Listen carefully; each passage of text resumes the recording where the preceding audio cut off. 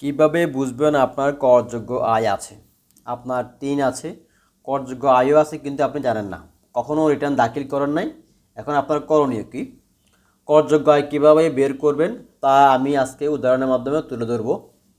আপনারা স্ক্রিনে একটি ফটো দেখতে পাচ্ছেন বা ইমেজ দেখতে পাচ্ছেন, যাই বলেন না কেন। আমি এটা জাস্ট স্ক্রিনশটের মতো নিয়ে রেখেছি। তো এখানে আপনারা যে জিনিসগুলো দেখতেছেন বা যে টপিকটা দেখতেছেন, এগুলো হচ্ছে মাসে দেওয়া, বছরে না, মাসিক মূল বেতন। অর্থাৎ এগুলোকে আপনাকে 12 দিয়ে গুণ করতে হবে।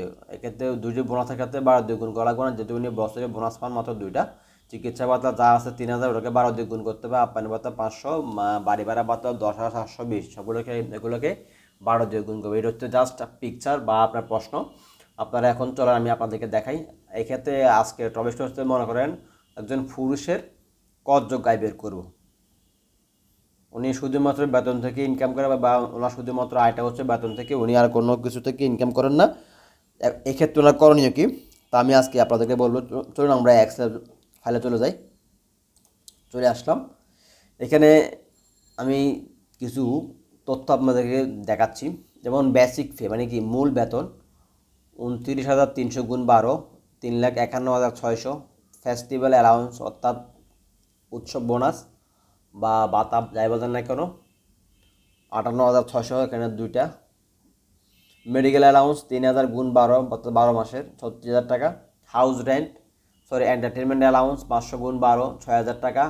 হাউস রেন্ট 10,720 গুণ 12, 1,28,640 টাকা। ওনার মোট আয় হয়, এই যে এখানে, 5,80,840, 5,80,840 ওনার হচ্ছে টোটাল ইনকাম এক বছরের মধ্যে।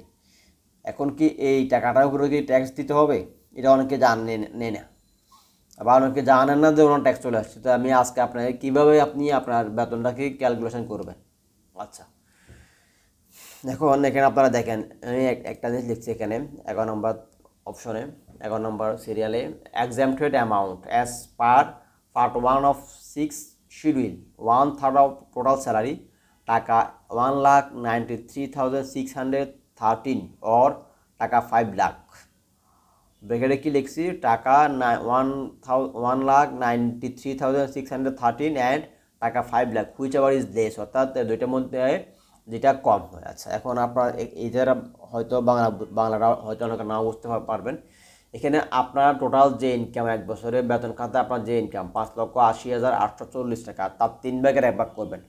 তার 3 ভাগের 1 ভাগ করলে কত হয়? 1,93,613 টাকা হয়। 5,80,840-এর 3 ভাগের 1 ভাগ বা 1/3 হয় কত? 1,93,613 টাকা। আচ্ছা, আর হচ্ছে কি 5 লক্ষ টাকা। তাহলে এই দুইটার মধ্যে যেটি কম, তাহলে তো কম কোনটা? 1,93,613 টাকা, এটা কম, এই জন্য আমরা এটা এখানে লিখছি। আচ্ছা, এটা এখানে লেখার কারণ কি? এটা হচ্ছে এক্সামটেড অ্যামাউন্ট। কি লিখছে? Exempted amount. এক্সামটেড অ্যামাউন্ট মানে কি? মওকুফ, মুক্ত, বাদ দেওয়া। কোথা থেকে বাদ দেবেন? এই 5,80,000 থেকে এটা বাদ দেবেন, অর্থাৎ এই টাকাটা উনি কর থেকে মুক্ত। এই টাকার উপরে ওনার কর দেওয়া লাগবে না। কর দেওয়া, কোটার উপরে কর দেওয়া লাগবে? এই 5,80,840 ডিভাইডেড বাই মাইনাস 1,93,613 টাকাটা বিয়োগ করতে হবে। এটা থেকে এটা বিয়োগ করলে কত থাকে? 3,87,227 টাকা। 3,87,227 টাকা ওনার income, total income from salary. ঠিক আছে, এখন আমি যে জিনিসটা এখানে দেখাচ্ছি, এটা হুবহু আয়কর আইনের যেই ছক বা যে ফর্মুলা আছে এরকম না, ওখানে আরও কিছু কলাম আছে, ওগুলো এখানে দেখে না, যেহেতু সিম্পলি দেখাচ্ছি, ওগুলো এখানে প্রয়োজন না। ওগুলো আমি এই জন্য এখানে দেখে না। জাস্ট মনে করেন আপনার এখানে বেসিক পে আছে, festival allowance, medical allowance, entertainment allowance, house rent, এগুলো আপনার সাপোজ আপনি বেতন থেকে পান।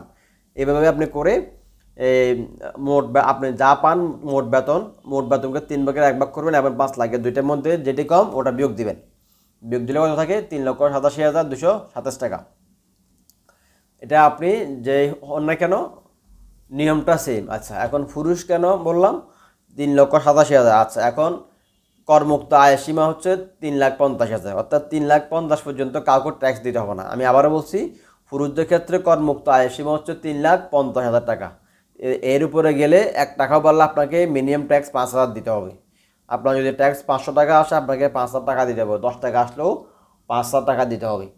বুঝছেন কি বলছি? এটাকে বলে অবস্থান পদে ন্যূনতম কর। আচ্ছা, এখন 3,87,227 থেকে 3.5 লাখ বাদ দেন, কত থাকে? 87,000। এই 87,227 টাকার উপরে 5% ট্যাক্স আসবে, যা আসবে 5,000-এর নিচে হলে 5,000 টাকা দিতে হবে মিনিমাম, 5,000-এর উপরে হলে যা আছে তা দিতে হবে, সাপোজ এর উপর তো আসবে না। তো আমি এটা কেন বললাম, যদি এখানে এখন উনি মহিলা হতো, মহিলা হলে ওনার কোনো ট্যাক্স আসতো না। কেন? মহিলার করমুক্ত আয় সীমা হচ্ছে 4 লাখ। মহিলাদের করমুক্ত আয়ের সীমা হচ্ছে 4 লক্ষ টাকা। মহিলাদের করমুক্ত আয়ের সীমা হচ্ছে 4 লক্ষ টাকা। প্রতিবন্ধী হলে আরও বেশি, তৃতীয় লিঙ্গের স্ত্রী হলে আরও বেশি।